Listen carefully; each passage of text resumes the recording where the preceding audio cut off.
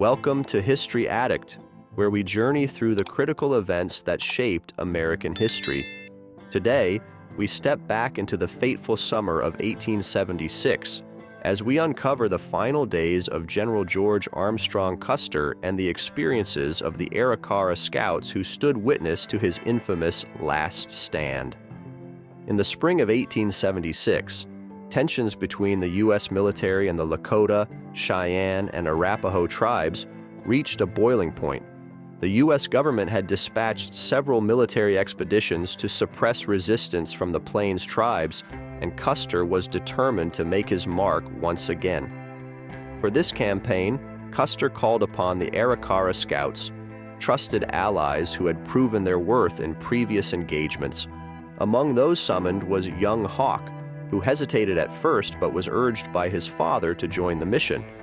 Son of the Star, head of the Arikara Scouts, soon received a letter from Custer requesting more volunteers for the impending campaign. Son of the Star wasted no time in calling a meeting at his home where he addressed the warriors. "Longhair, the man you know as Custer, has asked for our help once more." This was no surprise, as rumors of Custer's next expedition had been circulating for some time. Among the volunteers were some of the finest Arikara warriors: Bob-tailed Bull, Charging Bull, Stabbed, Horns in Front, Young Hawk, Bull in the Water, Little Brave, and Bloody Knife. Many of these men had already served with distinction, and some were stationed at Fort Lincoln, ready to answer the call. At the fort, Fred Girard, the Scouts' liaison, led them to the office of the commanding officer. The Scouts were processed, fitted with uniforms, and given their weapons. Following medical inspections, they were introduced to Custer and his brother, Tom Custer, who bore a distinctive scar across his face. Tom signaled for the Scouts to raise their hands, and through Girard, Custer informed them that they were the final group to be enlisted for the campaign. There was no time to lose, as the expedition was set to depart without delay. At the camp, Custer spoke highly of Bob-tailed Bull, acknowledging his bravery and honor. "This will be a difficult campaign," Custer said, "but we will face it together, like one family under the same father and mother." Custer emphasized the importance of unity, especially as the Sioux tribes were rallying in ever greater numbers. He reassured the Scouts that any who fell in battle would be remembered and their families compensated, a promise that resonated deeply with Bob-tailed Bull and the other Scouts.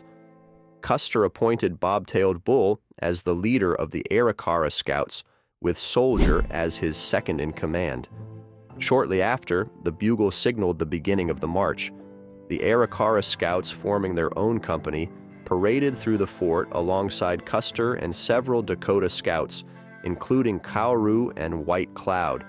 As they set off, they camped along the Heart River, where a cattle herd provided provisions for the long journey ahead. Although the soldiers received their pay, the Scouts, having only just enlisted, did not. As the expedition advanced, 2 Scouts, Stabbed and Goose, were sent across the river to deliver a message to another camp, where they found Crow Scouts and their interpreter, Mitch Boyer, who wore his signature calfskin vest.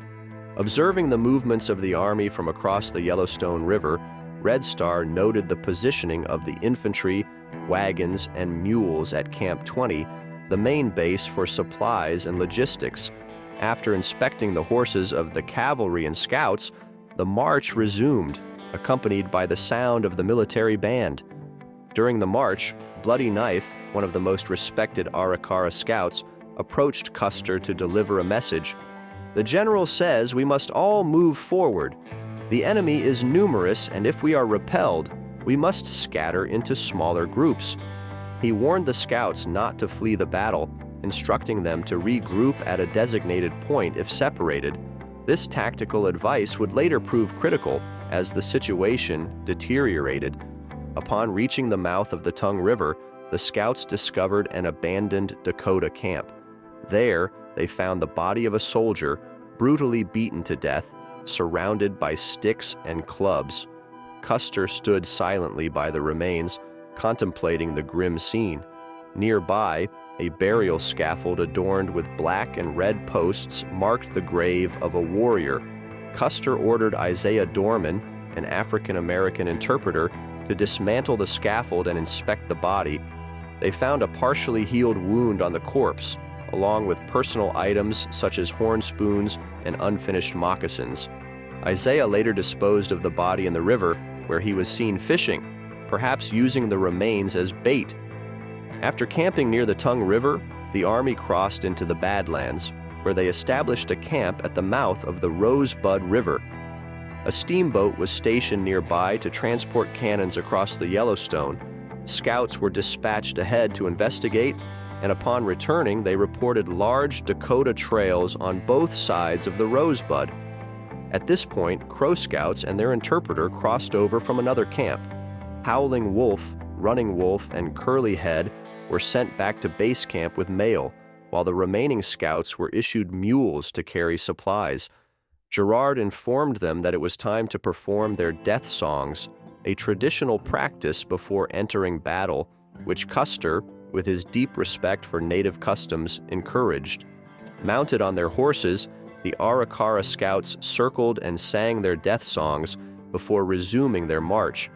As the tension mounted, they pressed forward, knowing that the confrontation with the Lakota and Cheyenne would soon come. The Battle of the Little Bighorn was drawing near, a confrontation that would become one of the most infamous in American history. On the morning of June 25, 1876, Bloody Knife emerged from the shadows after spending the night outside with his horse. As the bugle sounded, signaling the day's march, the scouts prepared their horses and positioned themselves alongside the troops. Bobtailed Bull led the scouts, flanking the army as they approached yet another abandoned Dakota camp. There, they found traces of a Sundance circle, indicating that the Lakota had performed spiritual rituals to prepare for battle. Inside one of the sweat lodges, Red Bear, Red Star, and Soldier observed a sand mound depicting figures of soldiers lying dead between Lakota warriors. The Arikara interpreted this as a sign of impending defeat. Nearby, Dakota inscriptions etched into the sandstone hills depicted buffalo locked in combat, a symbol of strength and conflict that left the scouts unsettled. As they continued marching along the Rosebud River, young Hawk noticed 3 red-painted stones placed in a row near the entrance to a sweat lodge. In Dakota belief, this signified that the Great Spirit had granted them victory and that they would seek out the white soldiers if the battle did not come to them. The scouts also found religious offerings, 4 upright sticks tied with buffalo calfskin, surrounded by valuable cloth and ceremonial items. The meaning was clear. The Dakota were confident in their spiritual power and in their ability to defeat the U.S. forces. In a final ominous discovery, Soldier noticed offerings that had been left behind by Sitting Bull himself, who had performed spiritual ceremonies at the site just days before. His vision quest had foretold of a great battle in which the white soldiers would fall, but the Lakota would remain unharmed. These signs weighed heavily on the minds of the scouts as they marched ever closer to the battlefield. At last, they reached a fork in the Rosebud River, where the 6 Crow Scouts sent ahead to scout returned with reports of numerous abandoned Dakota camps. The Army paused for lunch atop a hill, and during the break, Custer visited the Arikara Scouts camp, accompanied by his flag bearer. The scouts sat in a semicircle with Stabbed positioned beside Red Bear as Custer asked them what they thought of the Crow Scouts' report. He wanted their opinion on the outcome of the battle, but his mind was already set. He intended to lead his men into battle and seize as many Sioux horses as possible. Custer promised the Arikara Scouts that if they returned victorious, they would lead the parade in Washington. Bloody Knife, Bobtailed Bull, Soldier, Strikes 2, and Stabbed would be honored for their bravery, and Custer hinted at the possibility of taking some of the scouts to Washington to represent their people. As the bugles sounded again, signaling the continuation of the march, Bobtailed Bull took the lead. They passed another large, abandoned Dakota camp, where recent rain had disturbed the sod around the tent circles. In the distance, the scouts could see a hill, now known as Custer's Last Look, roughly 12 miles away. The plan was to stop briefly for supper before marching through the night. As darkness fell, the temporary camp on the Rosebud became eerily silent. Across the river, Crooked Horn called out to Strikes the Lodge, instructing him to saddle up. Red Star, Red Foolish Bear, Black Fox, and Bull set off, led by Forked Horn. Around noon, Red Bear learned that Bob-tailed Bull had gone ahead earlier, marking the beginning of a grueling night march. By dawn, they reached their designated breakfast stop, thoroughly exhausted. Bull in the Water and Red Bear unpacked a mule, and Bull remarked, "Let's eat a good meal, because if we journey to the happy hunting grounds today, we should do so with full bellies." As they fetched water, they passed through the soldiers' camp, where many lay sleeping in clusters, exhausted from the night march. As the army gathered, Custer descended from his vantage point and directed his men to move quickly and capture the Dakota horses. Meanwhile, Stabbed rode around the camp, rallying the younger scouts. "Young men, today will be a tough battle," he said, "but you must not think of yourselves as children. The Sioux camp is large, and when we face a wounded buffalo, even without bullets, we still fear it." His words were meant to prepare the young scouts, many of whom were facing their first major battle. Standing at a distance, Stabbed rubbed clay between his hands and prayed, "My father, I remember the promises you made to me. I speak to you now for my young men." After his prayer, he called the scouts to him, instructing them to lift their shirts. He spat on the clay and rubbed it on their chests, imparting his medicine. This clay had been brought specifically for this occasion, knowing its protective power in battle.